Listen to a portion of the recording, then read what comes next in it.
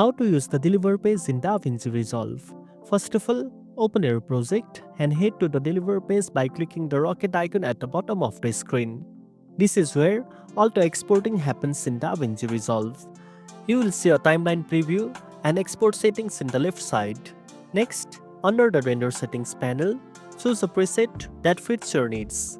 If you are exporting for YouTube, you can simply select the YouTube preset. It automatically adjusts the format, resolution, and codec to match YouTube's recommendations.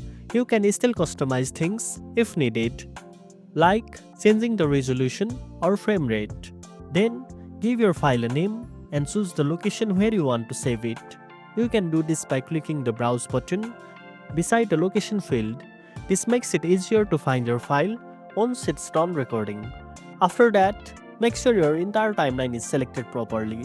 If you only want to export a specific section, you can adjust the in and out points on the timeline.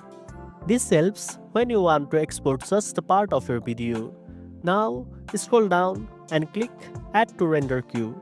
Your project will be added to the right-hand panel. Finally, click Render All to begin the exporting process. Once rendering is complete, check your output folder for the final video file. Make sure to play it back and review everything before uploading or sharing it.